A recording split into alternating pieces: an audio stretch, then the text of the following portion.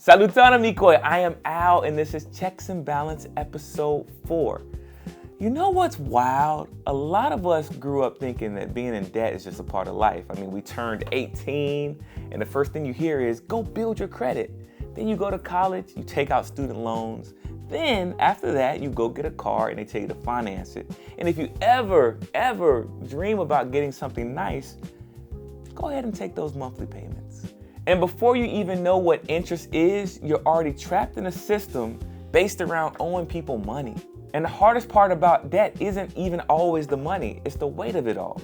That feeling of no matter how hard you work, you can't get ahead. Credit cards, student loans, car payments, medical bills, personal loans, whatever it is, it's there, staring at you. Most of us were never taught how to handle money. We had to learn the hard way. And now we're trying to figure out how to change that. So let's get into it.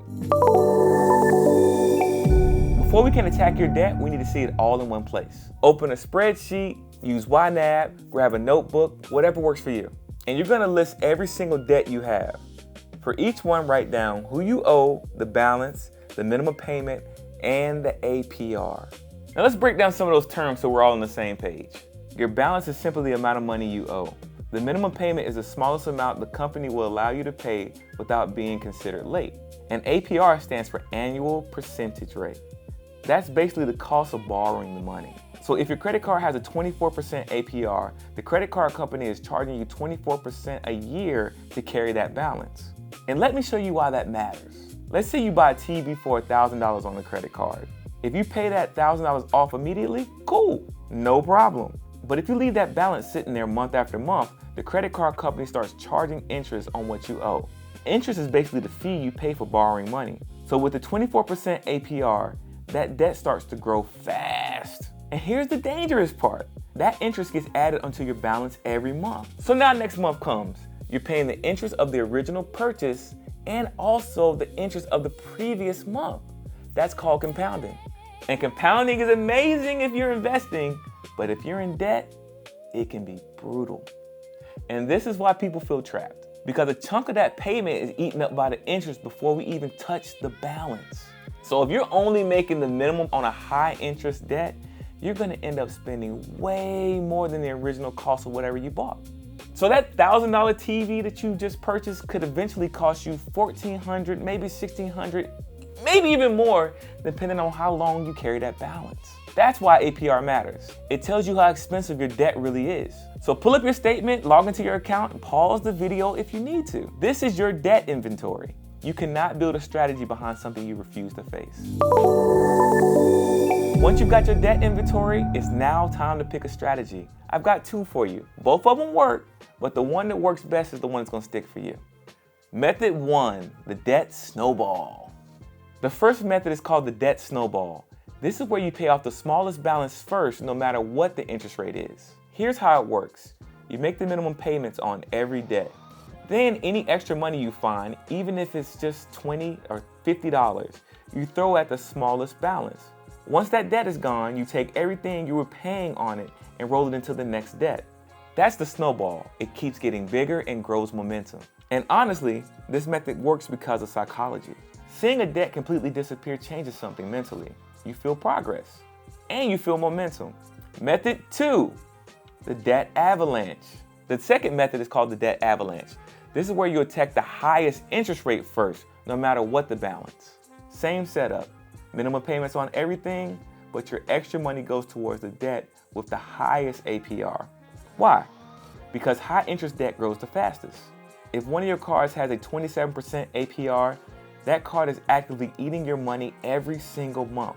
Mathematically, Avalanche saves you more money over time because you're killing the most expensive debt first. Emotionally, it can feel slower sometimes because the balances are usually bigger. So which method is better? Honestly, whichever one's gonna stick with you. If you need motivation and quick wins, do the snowball. If you're disciplined and numbers driven, do the avalanche. And honestly, some people mix both. Maybe you'll knock out one of those small debts, build that confidence up, and then switch over to the avalanche. The goal, as always, is progress, not perfection. Now this is important. Both methods depend on the same thing. You have to have more money than the minimum for all this to work. And this is exactly why episode 1 through 3 matters. Budgeting shows you where your money is going. YNAB gave you a system to manage your money intentionally, and cutting fixed expenses freed up cash flow. That extra $40 from changing your phone plan, that matters. That extra $25 from subscriptions, that matters too.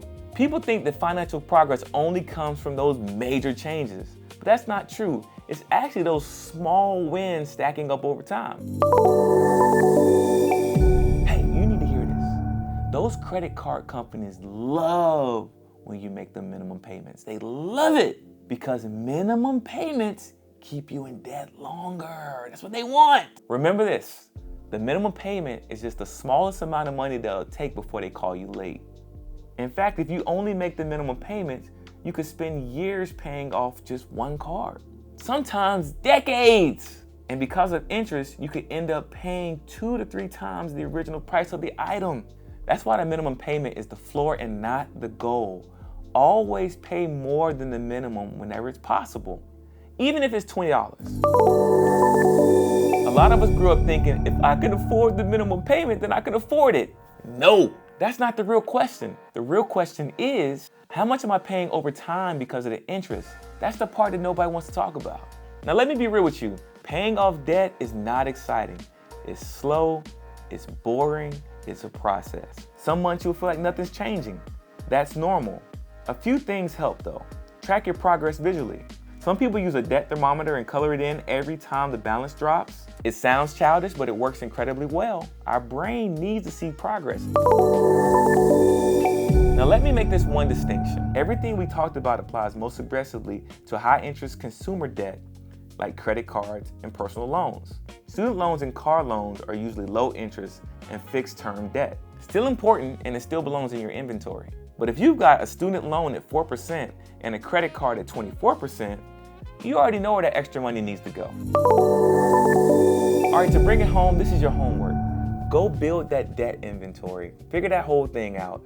Also, I need you to pick which side you're gonna go. You're gonna go with the Avalanche, you're gonna go with the Snowball, you're gonna do some of the Snowball, some of the Avalanche. Figure out what works for you.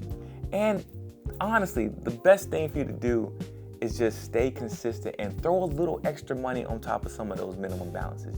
You got to do that. All right, I'm not gonna stay too long. This is Al. Oh, how do we end this? You need to like, subscribe, follow Jesus, because that relationship is way more important than anything I'm gonna say in this video. But guess what? I have a job to do. That is checks and balance, and I'll be here next week with another episode. I hope you guys are liking this series. Let me know below. I'm Al. This is Checks and Balance. G-Sly Revito. Go Jackets. Carver, yes. Winston-Salem. Home.